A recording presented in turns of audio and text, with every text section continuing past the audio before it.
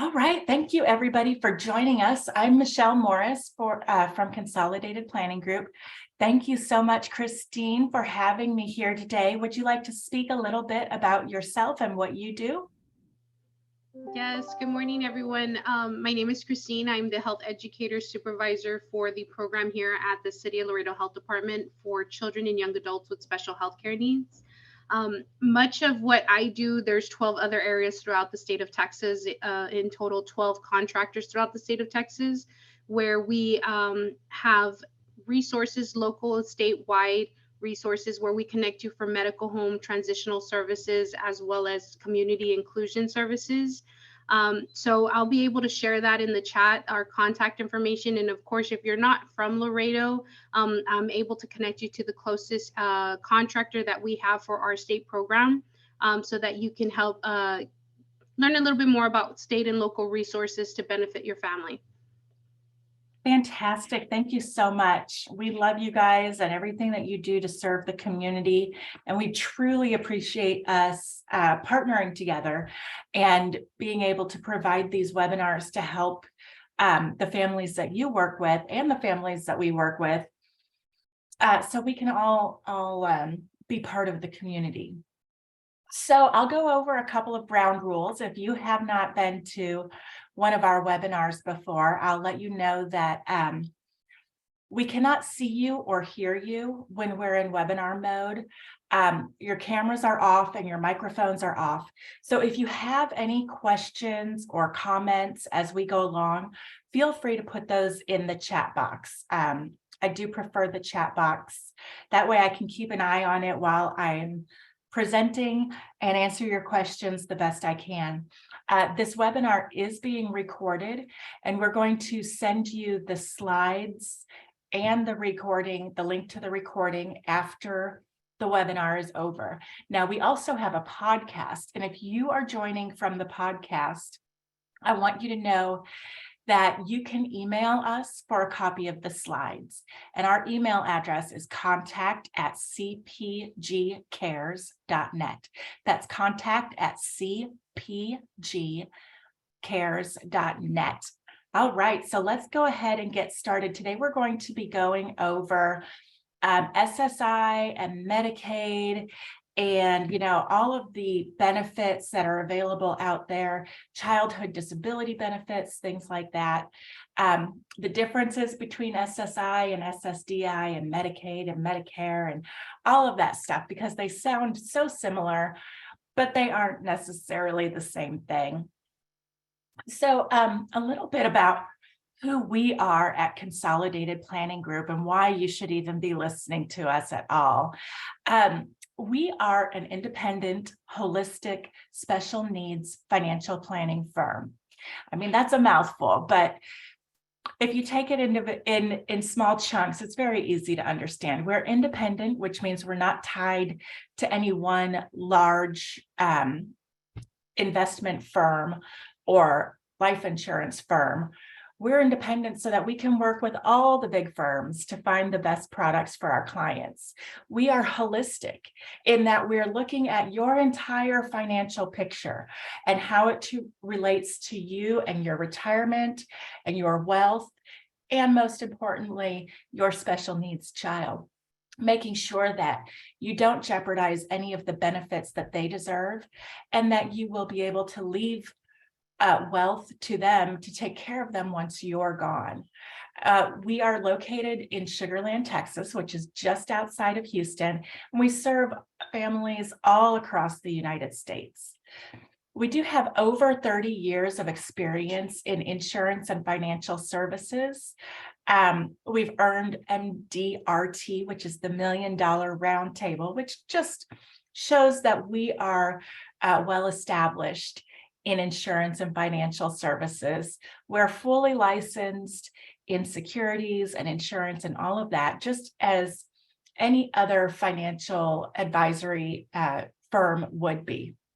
Now, we take that knowledge and that service even further by being members of the Special Needs Planning Academy and being nationally certified as Social Security advisors. So we really bring a lot to the table. We do everything that any other financial planning firm can do, but we take it further. Some of the additional things that families come to us for are protection plans, lifetime care plans, transition planning, ABLE accounts, and of course, we advocate and educate for families like yours who have a loved one with a disability or a special need of some sort, whether it be intellectual or developmental. The reason we took this path is because the owner of the company, Allison, she and her husband, Jeff, have 4 children altogether, and 2 of those kids have disabilities that began in childhood. And so when she was going through those teenage years, when all of this stuff started coming up, she realized how difficult it was and how confusing the different rules and regulations can be. So she decided at that point that our company was going to focus on helping families navigate the maze and unravel everything that is special needs planning. So like I said, please put your comments and questions in the chat box as we go along. You will receive a copy of the slides and a link to the webinar on our YouTube channel. And I will get to as many questions as I possibly can. If I seem to ignore your question, please forgive me. It just means that either I'm about to get to it or, maybe a couple slides later, we're going to go through that. So just be patient with me. I'm a one-woman show today. So let's get into the differences between SSDI and SSI. So they sound very similar and they often get confused. SSDI stands for Social Security Disability Insurance, and SSI stands for Supplemental Security Income. So for SSDI, payment comes through the Disability Trust Fund, through the Social Security Administration. This is an insurance that workers earn when you pay into your Social Security, you pay into the trust by paying taxes that come from your paycheck. The benefits are paid to disabled individuals who are unable to work. So if you have enough working credits and you pay into Social Security and then you become disabled later, you can take SSDI benefits. If an individual is already disabled and they have enough, they work and they have enough work credits, then they can draw SSDI as soon as they earn enough work credits. And we'll get to all of this. This also provides benefits for children, disabled children of somebody who has been working and has been paying into the Social Security Administration. They can use their parents' record to get benefits. So there are a lot of different ins and outs that we'll get to about how this all works. Now, SSI is different. It comes from the general fund, not from Social Security. General tax revenues, not Social Security. It is a needs-based program. So you have to show that you have a financial need to be able to qualify for SSI. You don't have to have a work history to be able to get that. It pays individuals who have disabilities, who are unable to work and meet the criteria for low income and low resources. Benefits have to be, you have to have this financial need. If you don't have a financial need, you will not qualify. And we'll get into what qualifies you as having a financial need. So I do see some questions that are coming into the chat box. And I am going to get to many of those as, we're on first slide. So let's get to a few slides and then I'll go back to the chat box and we'll kind of go back and forth like that, if that's okay.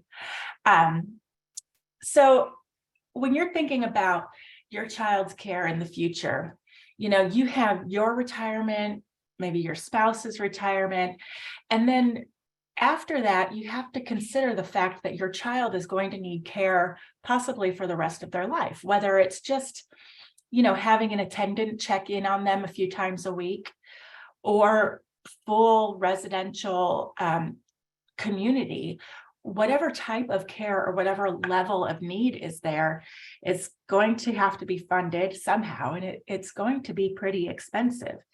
So one thing that we help families a lot with is how are we going to pay for that? SSI and Medicaid is one way that can help pay for that care. But like I said, you have to need it. So the means test that they use is that if you are single, you cannot have more than $2,000 in assets.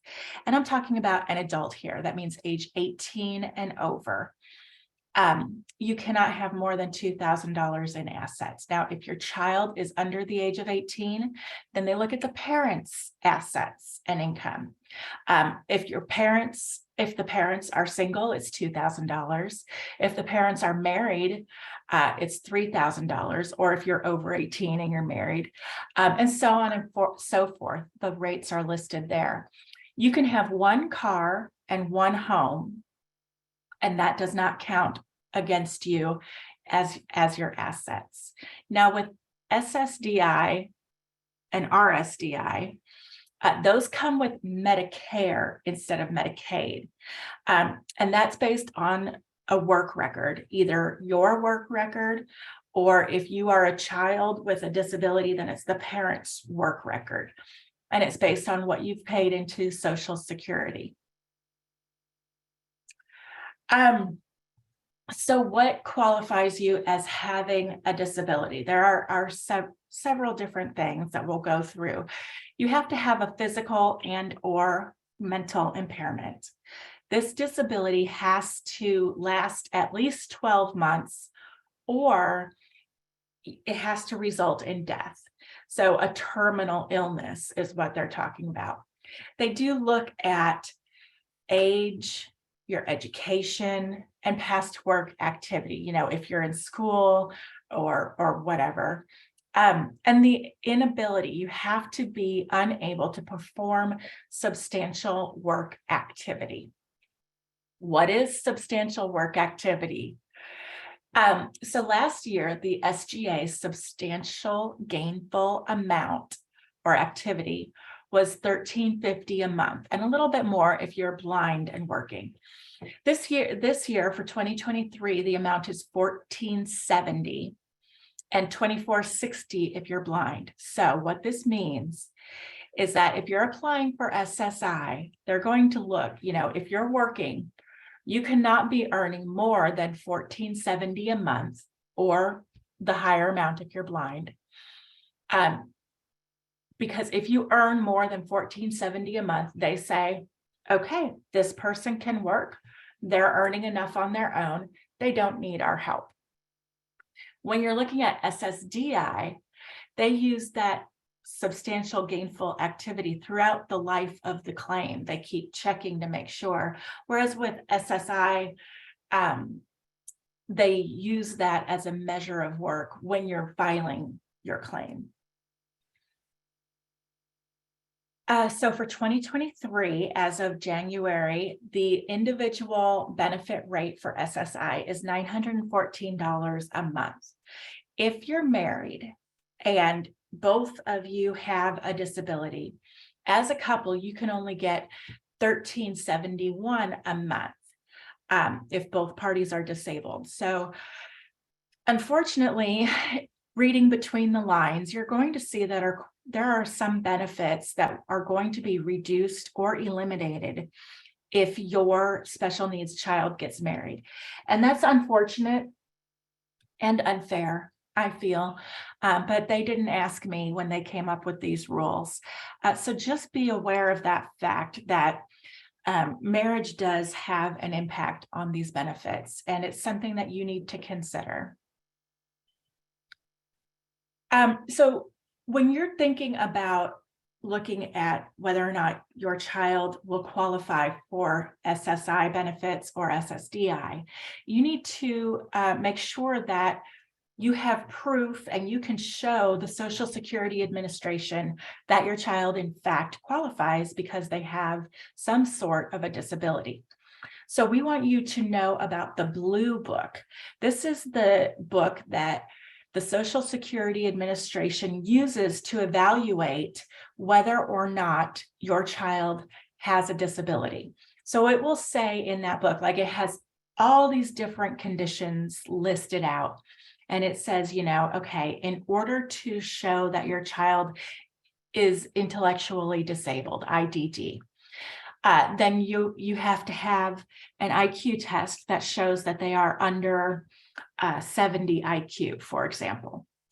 And then you look up autism and you see what it says under autism and what do they need to prove to show that, what do you need to prove to show that your child has autism? This will give you a very good reference point of how they're going to determine whether or not your child is disabled in the eyes of the Social Security Administration. And again, they didn't ask me when they came up with these rules. Sometimes I know it is extremely frustrating because you might look at this and you might apply and you might find out that your child isn't disabled enough, which is extremely unfortunate because everybody's different. Everybody has, differences in learning and in abilities. But this is the guide that they use. So what you want to know is, what are they looking for? And then, you want to talk to your doctor and make sure that this stuff is in your child's medical charts in their history. So when, and we'll talk more about that in a second. When should you apply and what should you apply for? So SSI, your child is probably not going to qualify until they turn 18. And the reason, can we double check the website for the Blue Book? And you checked this link?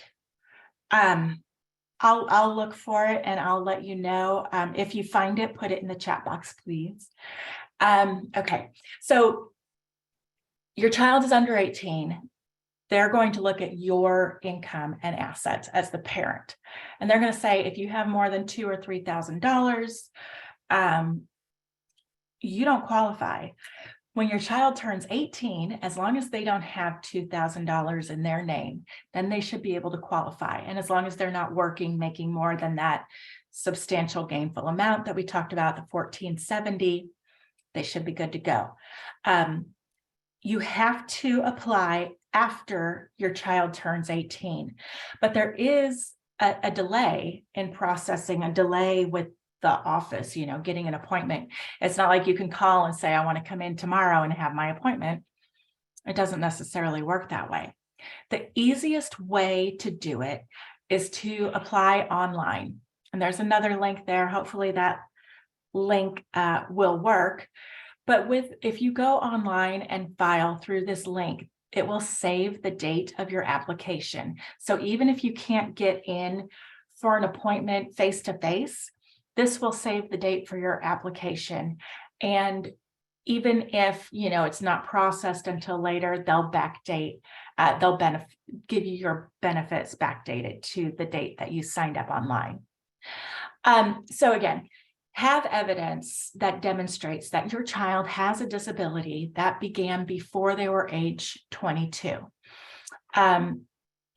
It's very important. 22 is the age for some reason. If a disability happened after 22, I guess they consider other options for that, like your own SSDI or RSDI. They are going to look at your child's medical history. And they want to know your physician's name and address and phone number, what the history of the diagnoses are, medications your child is on. They don't need to know like dosage, but at least the names of the medications. If your child is employed, who is their employer? What do they make? And then they want to see bank statements if your child, especially if your child is employed.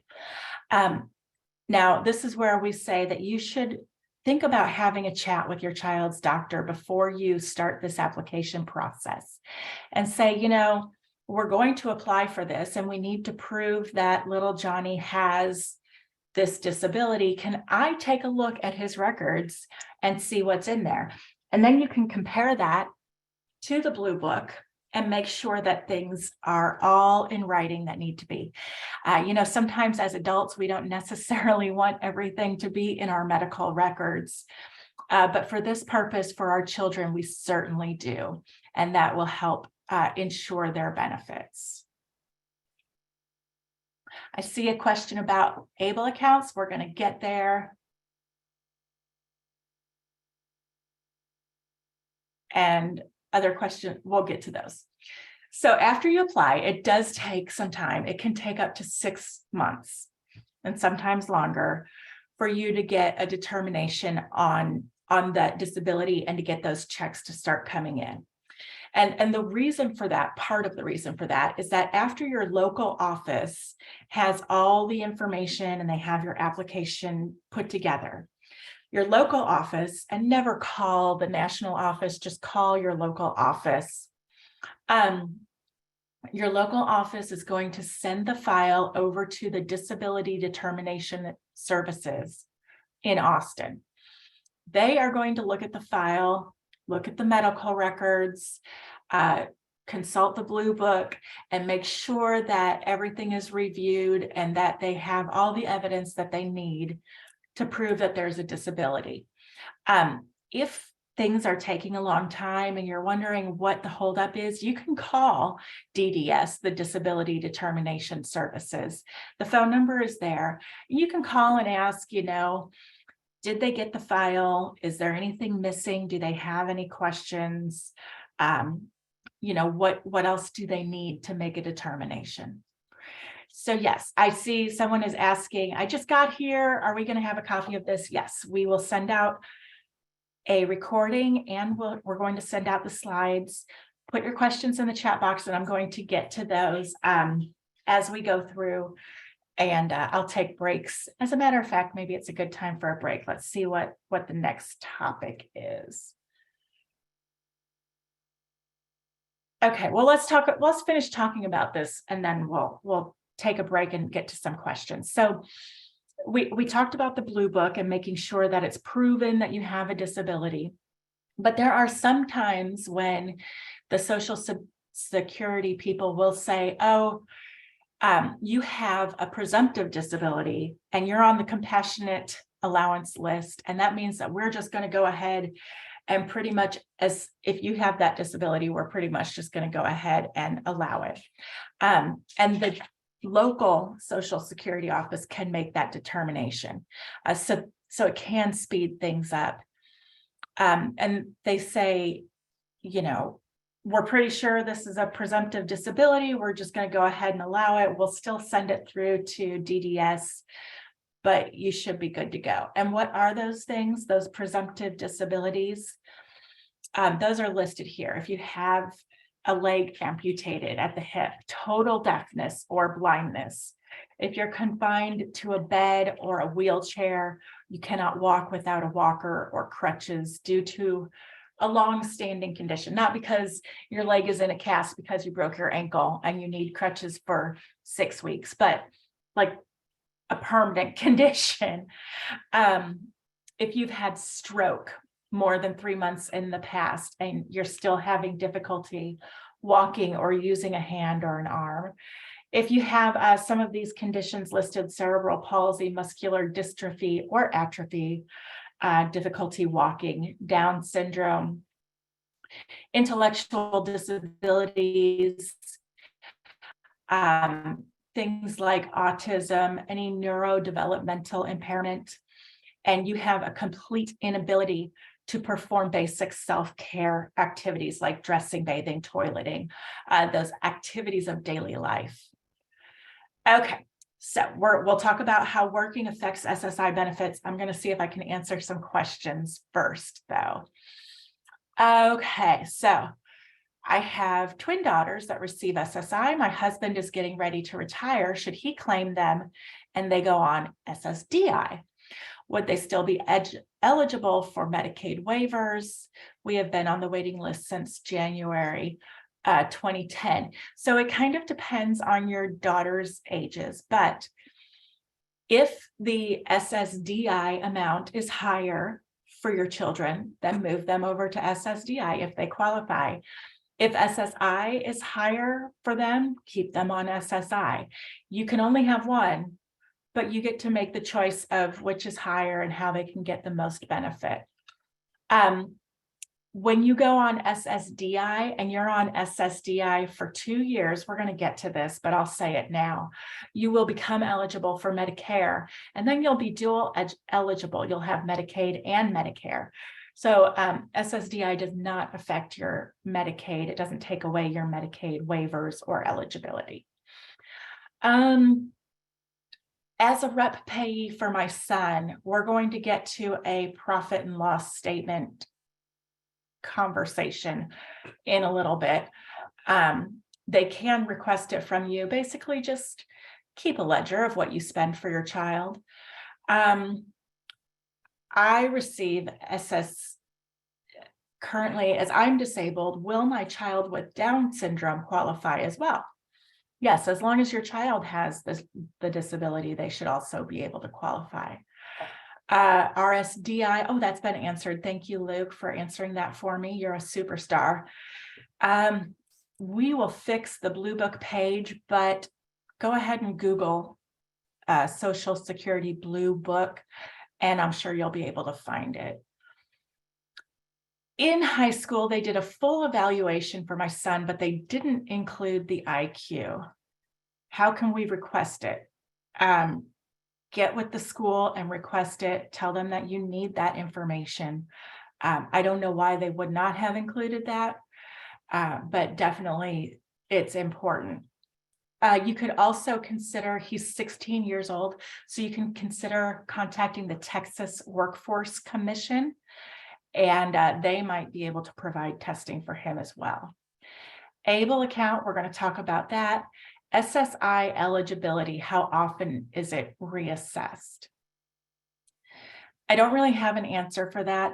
I guess the correct answer is that they can reassess at any time, so you should just remain eligible. In reality, how often do they do it? I don't think they do, but if they ever, get a wild hair and decide that that's what they're going to do this year, you should be prepared. Okay. Can someone who is okay, we're going to talk about how a trust account and ABLE account affects SSI benefits. So we're going to get there. Okay. If I haven't gotten to your questions yet, I will get there. I'm leaving off with Luke because I remember that name because he helped out earlier. So we'll get to it. Okay, so let's talk about how working affects your SSI benefits. So let's say your child has a job and they apply for SSI. So they are going to deduct some of the money from SSI. So and it's complicated and convoluted the way they come up with these. So the next couple of slides are complicated, so please bear with me. So let's say your child makes $1,200 gross monthly earned income. They have a job at Target or whatever. They make $1,200. First of all, SSI excludes $20 off the top. That's just a general exclusion. Then they exclude the next $65 as well. So they take off $85 off the top. So that brings the amount down to $1,115, right? Are you following the math here? You take that $1,115 and divide it by 2. That amount is $557.50. That is the countable income. Then you take the total benefit, $914 for 2023. You take off that countable income of $557.50, and what is left, the $356.50, is what your SSI benefit will be.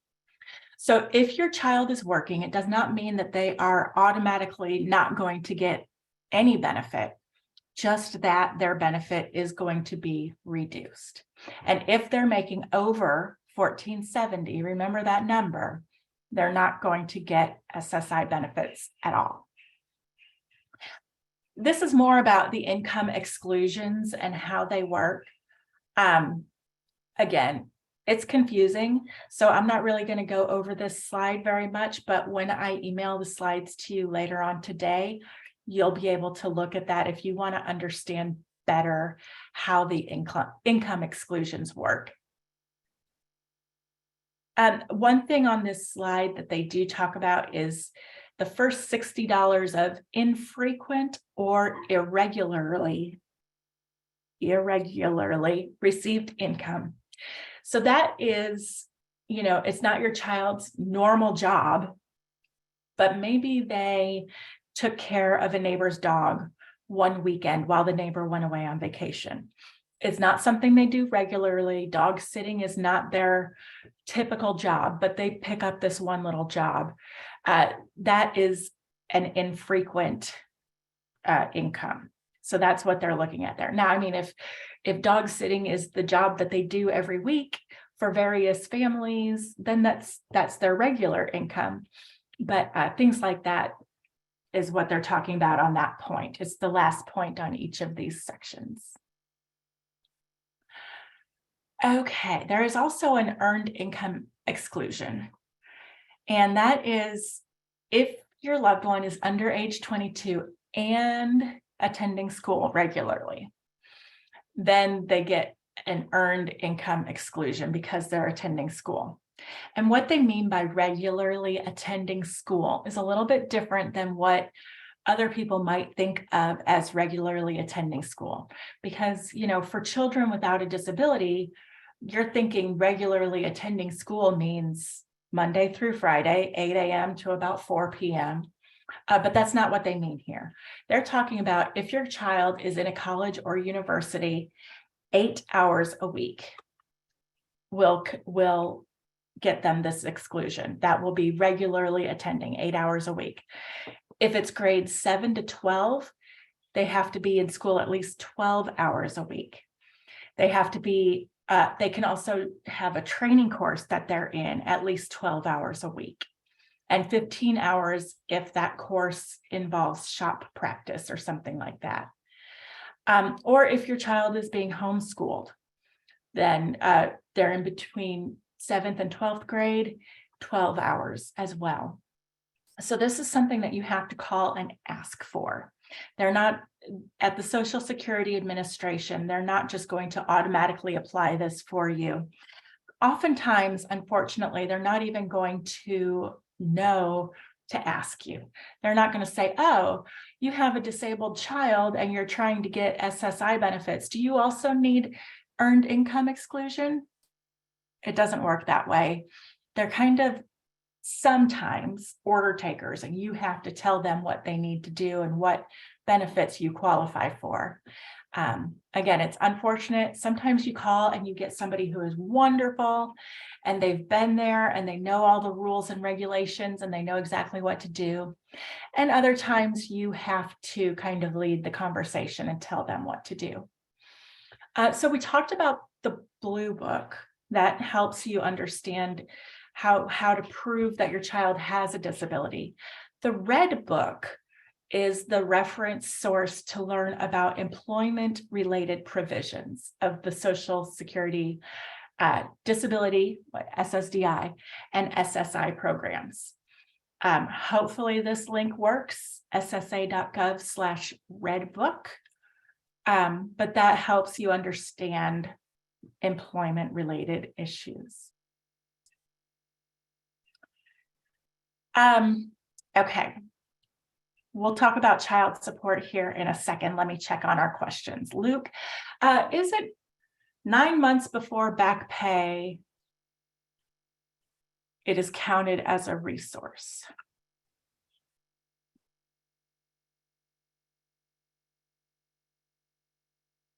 Okay. Able account. Okay, so let's say They owe you money. They owe you back payment. And they owe you so much back payment that it knocks you over the income limits. And that is something that unfortunately happens. And you have to take it up with Social Security, and it can get quite messy, unfortunately. And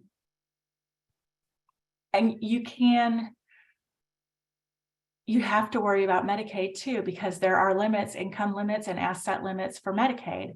So unfortunately, that can get a little bit messy, and you might actually have to call in an attorney for that situation. Okay, so you don't have to, when you're applying for SSI, you do need to have a bank account for your child, because there needs to be a place for that SSI money to go to. So it won't work for you just to not have any bank account at all for your child.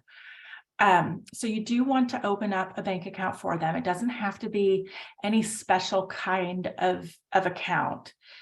Just open a bank account for your child, have their name on it, and then the $914 a month or whatever benefits they get can go straight into that account.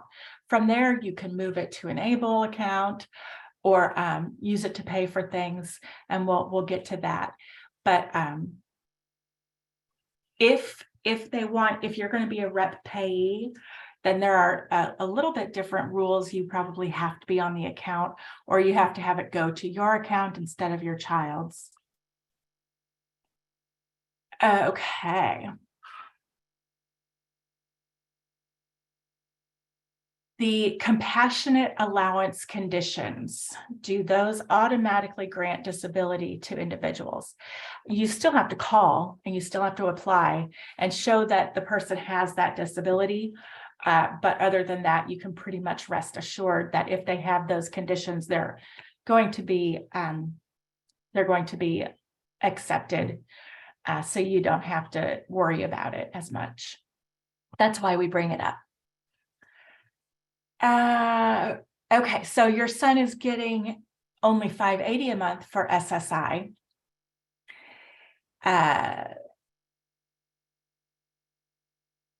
Okay, so one possible reason that your son or your child or whoever might not get the full $914 a month, if they're working, like we already talked about, that will reduce their benefit. That's one part.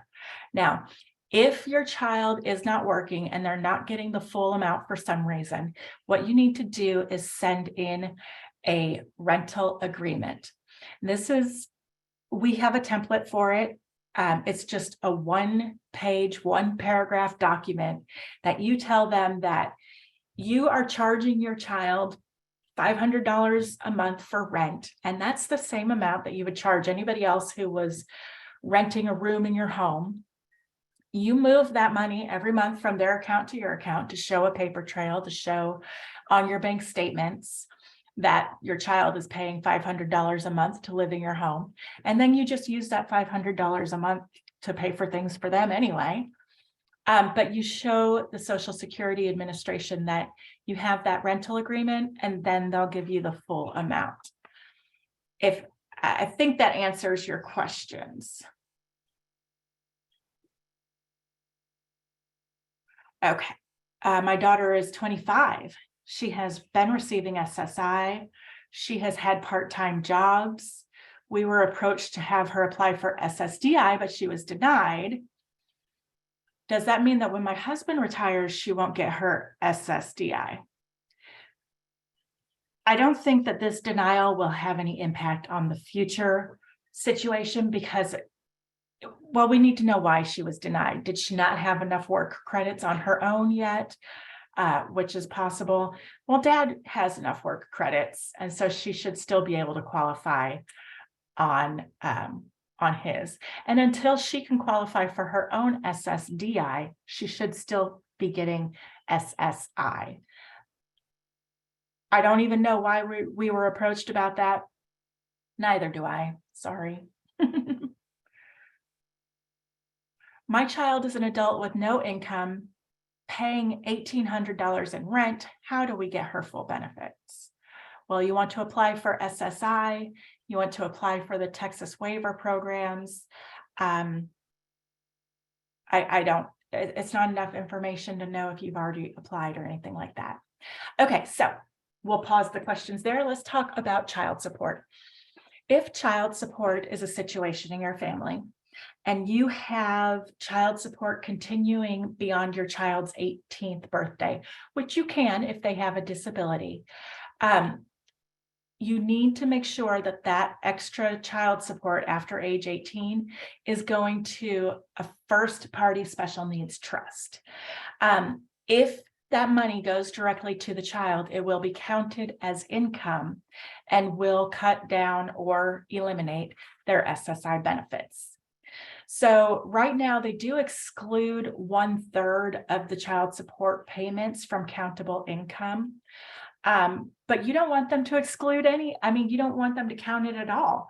You don't want it to affect their benefits. So you just have, you might have to go back to court and have the judge sign off on having that money redirected into a first party special needs trust. And it is a first party trust because it's your child's money. So it needs to go into a first party trust. There are differences between the first party and third party special needs trust. One of those things is that Medicaid can draw back some of the money from the first party special needs trust. They can also do that with your ABLE account. So it's not ideal, but it's better than losing out on benefits. If both parties agree, this current mom and dad or current spouse and ex-spouse, current parent and ex-spouse, whatever. It's pretty simple process. You might have to pay your attorney to take care of it. You might be able to just file that with the court yourself, but just make sure that you address that. And it's way easier if you do it at the front end of your divorce proceedings, that if there will be child support beyond age 18, it gets directed into a first party special needs trust. So these are some of the terms that they use to discuss all of these benefits and all of these programs under Title II. So SSA, that's the Social Security Administration. That's where you get your Social Security retirement benefits. RSDI stands for Retirement Survivors and Disability Insurance. SSDI stands for Social Security Disability Insurance. CDB is a new term. They used to call it DAC, Disabled Adult Child. Now they call it Childhood Disability Benefits. There are also disabled widower benefits. And any adult who is receiving the benefits is called the beneficiary. So as we're going through, these are just some of the terms that you might hear that might be a little confusing. And yes, they are very confusing. So to be entitled to RSDI, there was a question about this, so I hope that this slide helps with that question. RSDI, to qualify for that, you have to be 18 years of age or older. You have to have a disability that began before age 22. You have to be the dependent of an insured worker parent. So that's somebody who has earned their working credits, their credits to be insured. That's what that means. You cannot be married, and you have not previously performed enough work to earn $1,470 gross earnings a month. Okay, so that's for RSDI. So when a parent retires, becomes disabled, or passes away, then the disabled child is able to draw from their record as long as they have a disability that began before age 22. So let's say you're in your late 60s, you go ahead and turn on your Social Security benefits, and you're drawing your full retirement age amount. That means that you have to have turned on your benefits at or after your full retirement age. So your child will be able to draw half of that benefit, the full retirement age benefit, after you turn on your benefits. When when you turn on your benefits or you become disabled or well, passing away is a little different.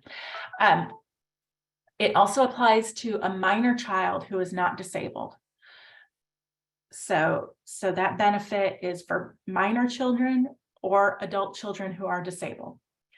After your child has been on taking from your record RSDI or SSDI for 2 years, they become eligible for Medicare, and they'll have both Medicare and Medicaid after they're 18.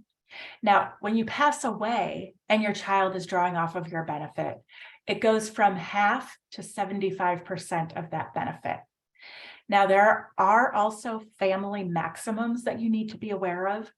So if you have a widow and the widow gets benefits and your widow is taking care of your child at home, there's child in care benefits.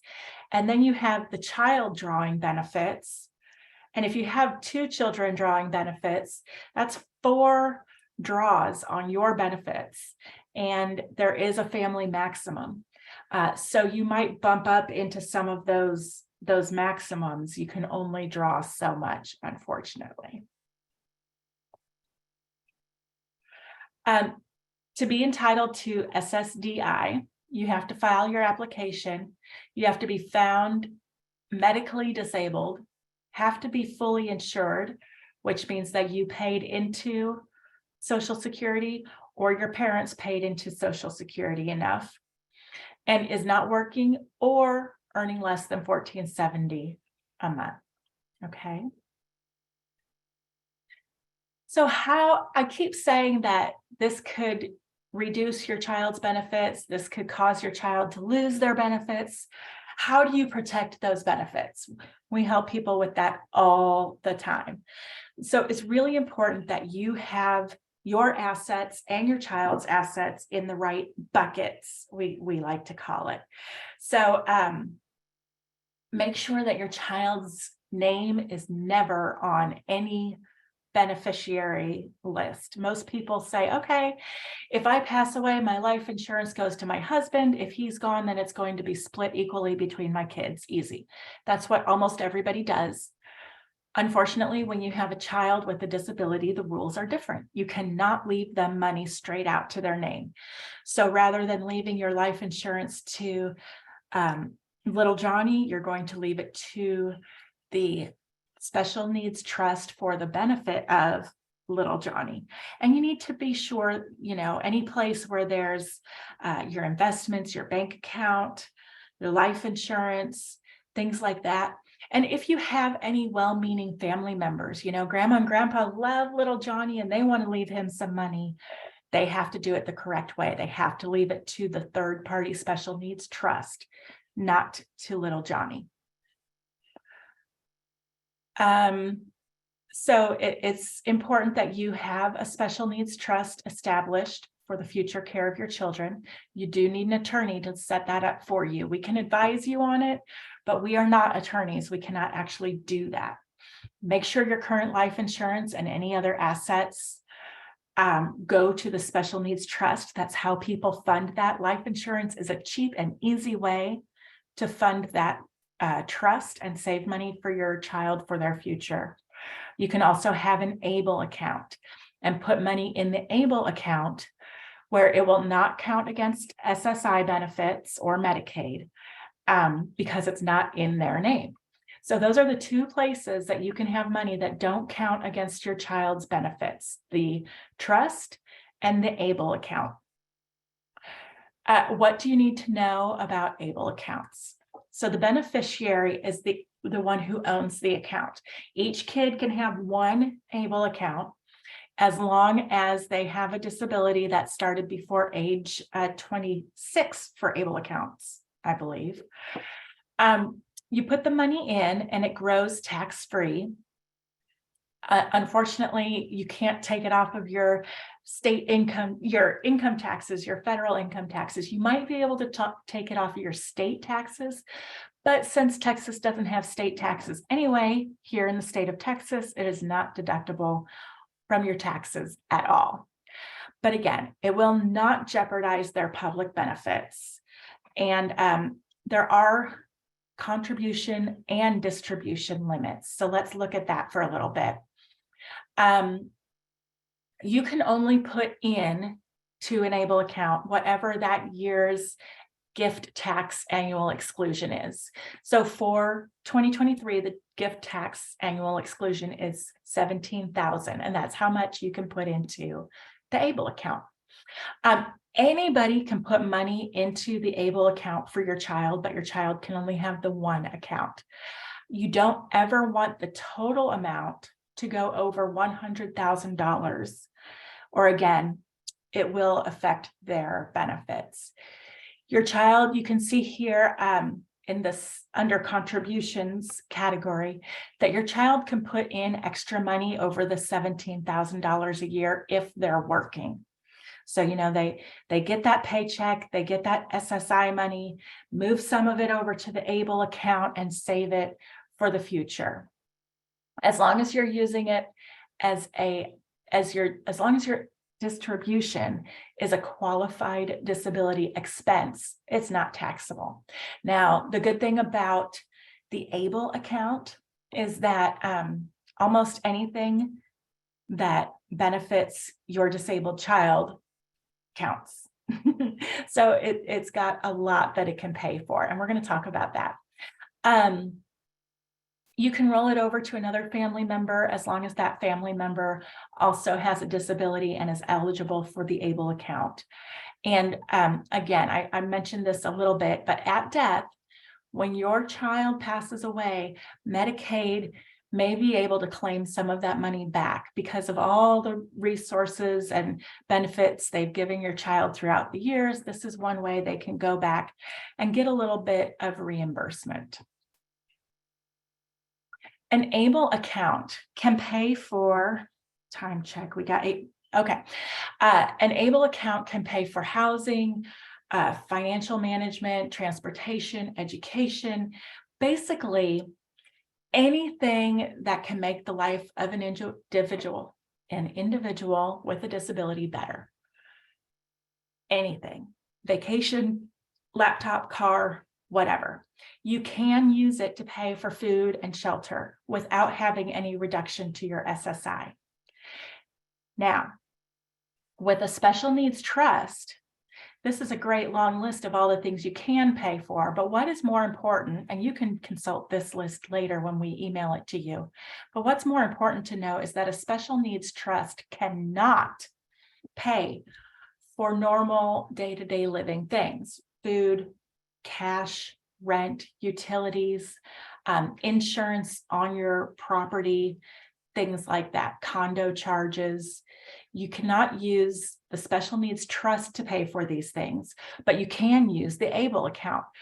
And this is why most people want to have both the special needs trust and the ABLE account to help balance what it can and cannot pay for, what you can do with each of them, how much money you can put into each of them.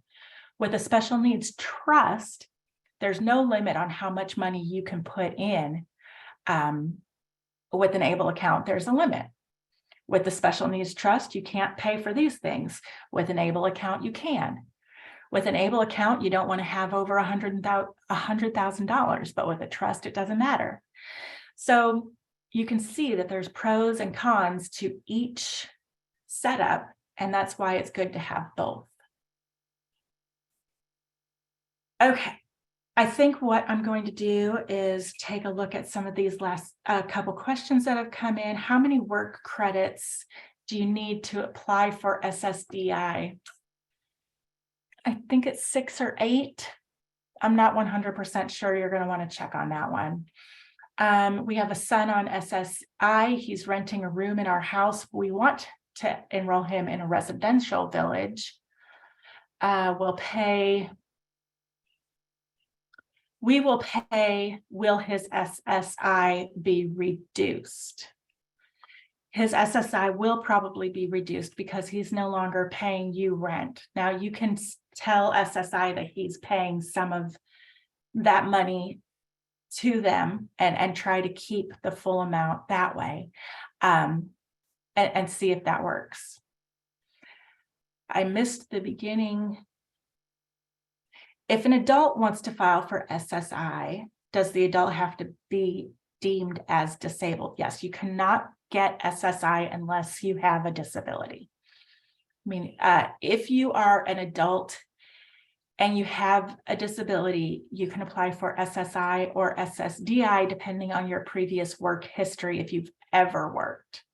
And you must apply for either one of those through your local Social Security office. It is different requirements for a child or for an adult.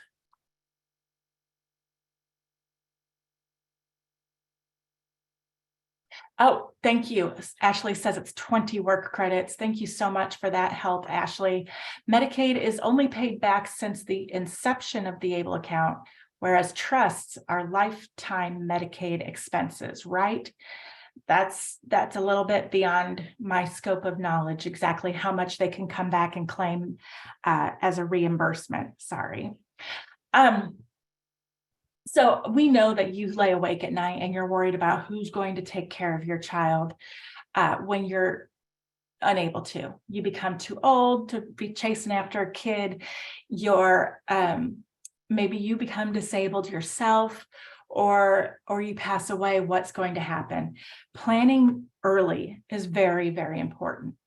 You want to think about that. Look at the residential communities and villages that are available. Look at group homes, find out what will be available for your child, which ones you like, which ones accept your child's differences and disabilities, and how can they be paid for. Consider post-high school educational and vocational options. Again, the Texas Workforce Commission VR program is something that can be very helpful. I've heard pros and cons to that program, but I don't like to focus on negative.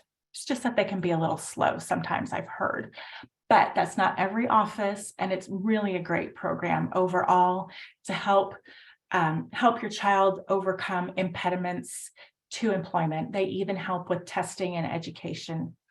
And make careful considerations before naming your child's siblings as a future caregiver. You want them to have a loving, caring, friendly relationship, not to make it an obligation or to make, any chance of there being resentment. You don't want your child with a disability to resent their older sibling because their older sibling is acting like they think they're mom or dad, or you don't want your older child or whoever to have resentment towards your disabled child because they want to live their own life and do their own thing. It's better just to use a third party. So these are some of the webinars that we do and the things that we help people with all the time. Waivers and interest lists and ABLE accounts and guardianship. We talk about guardianship a lot. Future care cost estimates so that you can have a number in the back of your head of how much all of this is going to cost once you're gone. This is our team. We have a fantastic team. I just like to put some faces with the names. We all got our glamour shots done for this so that we can look good for you. And I'm going to leave this slide up as I go look at the last round of questions. This is the last slide. So we do offer a free personalized consultation to everybody. You set up your consultation, and what we're going to do is answer as many of your questions as we can, learn a little bit about you and your family, and then we'll tell you how we work and how we charge and what our services are that we offer regarding financial planning, life insurance, investments, and special needs planning and benefits. I'm going to tell you, we're not pushy, but we are going to call all of you to ask if you would like an appointment or if you have any questions. So please don't hang up on us right away. Please be patient. It's part of our job to see that your questions are answered and to get you set up for an appointment if you would like one. If not, just say no, thank you, and we're good to go. You can call or email to set up your own appointment, or you can use the QR code to set up your appointment. All of our social media accounts are down there, and they're going to be clickable when you get these slides later on today. So I think I'm done with my spiel, and I'm going to go back to these questions and make sure I've got as many of these answered as I possibly can. If guardianship is established, will a rep payee be required? Most likely, because if your child has guardianship, it means that they don't have the ability to deal with things, so they probably would want a parent to help with that, or a rep payee. Third-party special needs trusts do not have the Medicaid payback. That's correct. First party do. So the first party special needs trust and the ABLE account are the two places where Medicaid can come draw back some of that money. Third-party special needs trust, they cannot. My child is 11 with autism. We were told we don't qualify for benefits due to income. I'm at a loss of where to start planning, not sure when we can apply for SSI. So watch this back when you get it, or at least go through the slides. You can reapply when your child turns 18, and as long as you don't have more than $2,000 in his or her name, they should be able to qualify. You can go ahead and set up an appointment with our office, and we can clarify all of that for you. But generally, when they turn 18 is when they'll be able to qualify.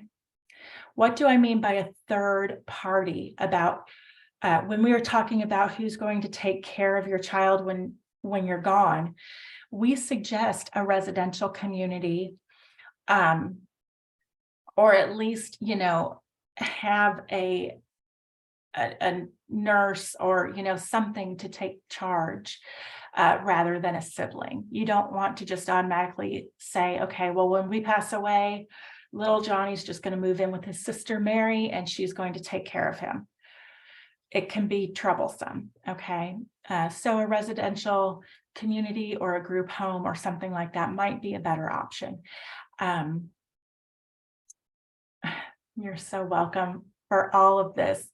Do we need to provide our email? Yes, hopefully when you registered for this webinar, you provided your email address and your phone number. That's where we're going to send the slides and the recording, and where we're going to send our request to get you scheduled. I'm sorry we're going over, but I want to answer as many of these questions as possible, so hang out if you can. I was advised to request support for my son to MHDD. I'm very lost. I'm not sure what MHDD is. You can go ahead and email our office, and we can get you on the right track once we learn more about what MHDD is, if that's your local disability authority or what that is, but we can help you out. Anyway, thank you all so much for being here with me today. If you schedule your appointment, we would love that. We're here to help. Thank you so much to you, Christine, for having me. One final thing I will say is that if you really want to help us out, we are accepting testimonials about maybe the webinar was exceptionally helpful and you appreciate our webinars. Maybe you've worked with us in the past and you want to write us a testimonial. We would love for you to email those to us. We would also love for you to let us use pictures of your family on our website and in our marketing. We would have you sign a release because we're using it for marketing, but we feel like it would give our website and our advertising more of a personalized feel if we could use photos of actual clients and families. Last question I see here that I'm going to take. Residential community is much larger than a group home. That's the only difference. Have a fantastic day. Thank you, everybody. Enjoy your week. Get scheduled for your appointments, and we will talk with you soon. Bye.